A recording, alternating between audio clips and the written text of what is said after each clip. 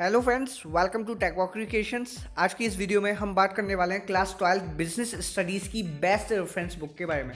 यूँ तो मार्केट में काफ़ी रेफरेंस बुक्स अवेलेबल हैं बिजनेस स्टडीज़ की, जैसे संदीप गर्ग, मीना वर्मा, पूनम गांधी, अरियन पब्लिकेशन की ऑल इन वन और भी बहुत सारी। अब सवाल ये उठता है कि इनमें से बेस्ट बुक कौन सी है।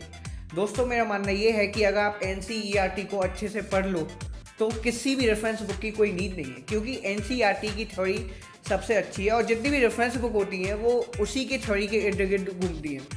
और दूसरी सबसे खास बात NCERT में ये है बिजनेस स्टडीज़ क्लास 12 की कि इसमें आपको केस स्टडीज़ गिवन है।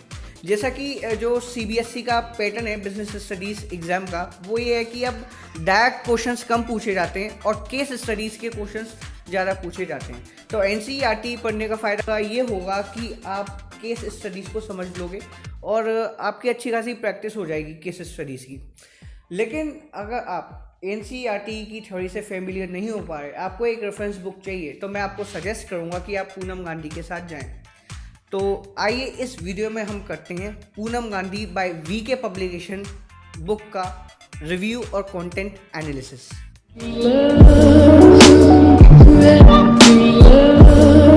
तो दोस्तों, ये है VK पब्लिकेशन की business studies by Poonam Gandhi for class 12। आइए जानते हैं इसकी कुछ बेसिक डिटेल्स। इस बुक को लिखा है पूनम गांधी ने, जो कि MCOM है from Delhi school of economics, and it is assisted by CA Bhuvan Gandhi and edited by Mansi Gandhi. MRP इस बुक की ₹504 है। डिस्काउंटेड प्राइस पर आप ऑनलाइन शॉपिंग साइट या नियरेस्ट मार्केट स्टोर से परचेज कर सकते हो जब ये लॉकडाउन खत्म हो जाए। एडिशन बिल्कुल नया है, ये यूज़फुल है 2020-21 एकेडमिक ईयर के लिए।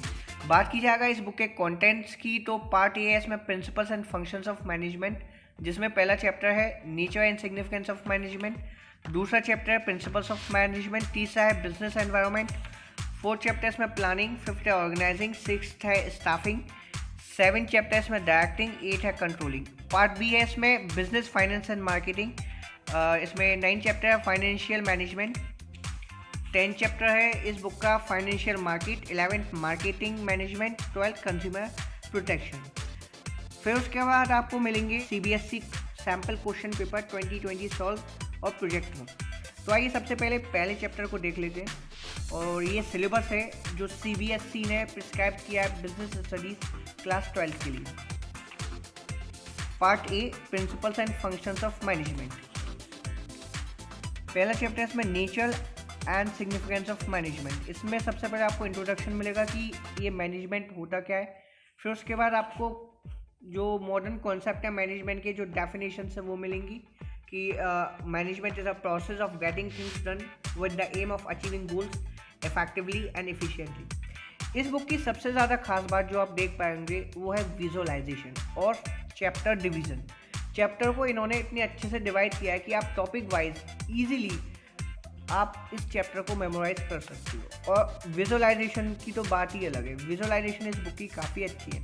हर टॉपिक के एंड में आपको एक फ्लो चार्ट मिलता है कि आपने पढ़ा क्या, फिर कीवर्ड्स मिलते हैं जो मतलब टर्म्स इसमें यूज़ हुए, जैसे पहले टॉपिक में यूज़ हुए इफेक्टिवली एंड एफिशिएंटली, उनके टर्मिनोलॉजी है।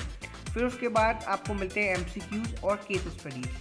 3-4 MCQs होते हैं इस सेक्शन में, तो 4 है, और केस स्टडीज़ भी होती है। दूसरा टॉपिक है इस चैप्टर का, वो है characteristics and features of management. तो क्लास 12 के लिए 7 कैरेक्टरिस्टिक्स आइडेंटिफाई की गई है मैनेजमेंट की, वो गिवन है। फिर उसके बाद आपको एक फ्लो चार्ट मिलेगा कैरेक्टरिस्टिक्स का, मतलब क्या क्या होती है। फिर उसके बाद कीवर्ड्स, फिर MCQs एंड केस स्टडीज़। यही पैटर्न सभी चैप्टर्स में है, कोई डिफरेंस नहीं है। तो इस बुक की सबसे बड़ी खास बात है इसकी विजुअलाइजेशन और प्रेजेंटेशन, जिस तरह से इन्होंने कंटेंट को प्रेजेंट किया है। और बात करूँ मैं कंटेंट की, तो देखिए ऐसा कुछ डिफरेंट नहीं है। NCERT से अगर कंपैरिजन किया जाए सब कुछ वैसा ही है, बस इन्होंने एक्सप्रेस अच्छे से किया है। इस बुक में आपको केस स्टडीज़ थोड़ी कम मिलती हैं, इस वजह से ये आपको थोड़ी शॉर्टकमिंग लगेगी इस बुक में। लेकिन मेरा मानना ये है कि केस स्टडीज़ की प्रैक्टिस आप किसी दूसरी रेफरेंस बुक को लेकर कर सकते हो जो स्पेशली केस स्टडीज़ के लिए बनी है, जैसे कि अलका धवन या तपन पाठक। ये 6 टॉपिक है। लेवल्स ऑफ मैनेजमेंट, इसमें top level management, middle level management, supervisory level और लोअर लेवल मैनेजमेंट, वो सभी आपको गिवन है। फिर 7 सेक्शन है पहले चैप्टर का, फंक्शंस ऑफ मैनेजमेंट, कीवर्ड्स हैं। तो ये सब चीज़ें जो है ना, कीवर्ड्स और आपका ये फ्लो चार्ट और बीच बीच में एमसीक्यूज, इस बुक की क्वालिटी को और इन्हेंस करती है। फिर थ्योरी के बाद आपको मिलेगा रिवीजन मटेरियल, क्विक रिवीजन के फॉर्म में, जिससे कि आपने जो जो पढ़ा है चैप्टर में वो आप क्विकली रिवाइज कर सको। फिर इसके बाद एक फ्लो चार्ट है चैप्टर के एंड में, थ्योरी सेक्शन के बाद, जैसे कि ये है nature and significance of management of flow chart. फिर इसके बाद आपको क्वेश्चन मिलेंगे, एक्सरसाइज मटेरियल मिलेगा, जैसे ये ऑब्जेक्टिव टाइप क्वेश्चंस हैं, multiple choice questions, fill in the blanks, true और फॉल्स, फिर remembering and understanding based questions with answers. इसके बाद higher order thinking skills questions और कुछ केस स्टडीज।